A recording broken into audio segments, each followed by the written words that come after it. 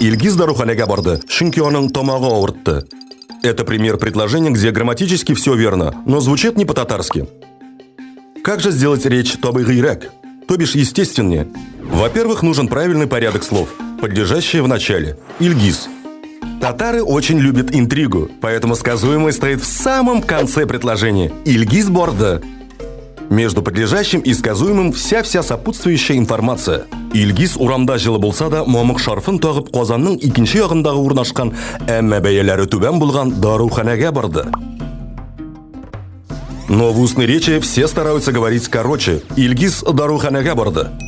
Еще надо знать, что важная информация стоит прямо перед сказуемым. Например, Илгиз буган даруханага барды переводится как Илгиз сегодня сходил в аптеку. А в предложении Илгиз даруханага буган барды говорится, что Илгиз в аптеку сходил именно сегодня, а не вчера. А в предложении буган даруханага Илгиз барды отмечается, что сегодня в аптеку ходил Илгиз, а не Иннокентий. Во-вторых, в устной речи редко используются такие союзы, как хэм, щенки, лякин, эмме, яки. Эти союзы можно заменить более естественными аналогами. Например, Илгиз даруханага барды, чүнки аның тамагы авыртты. Можно заменить на Илгиз тамагы авыртканга даруханага барды. Ауыртканга барды – это так называемая синтетическая конструкция, когда два глагола как бы соединяются в один. Другой пример. Борам хам әйтәм превращается в борып әйтәм, дословно «сходив, скажу». Такие двойные глаголы – это прям ключевое свойство устной татарской речи. Или, скажем, фраза «ул әйтте шуннан соң исемә төште» превращается в «ул әйткәч исемә төште». Дословно, ввиду его слов я вспомнил. Ну, давайте не будем углубляться в синтетику, это просто гигантская тема. В общем, изучите ее и используйте почаще.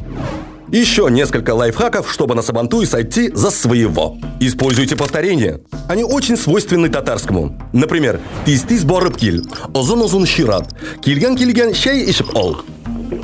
Используйте междометия. Это такие эмоциональные частицы типа «и», «эй», «их», «ай», «хай», «абау».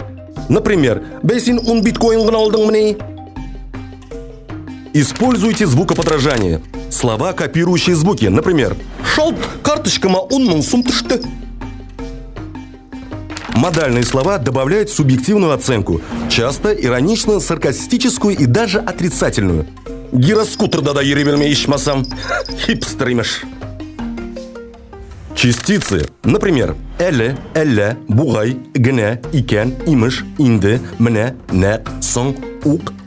Айда блокчейн башлап җибәрик әле. Ну и напоследок, совет про вопросы.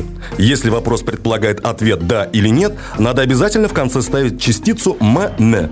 Да, недостаточно просто спрашивательную интонацию включить типа «син мәтрушкәле чәй эчәсең». Нет, правильно, «син мәтрушкәле чәй эчәсеңме».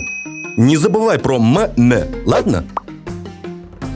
Ну вот теперь вы знаете, как реалистично изобразить кристально чистую, умопомрачительно мелодичную, естественную речь татар.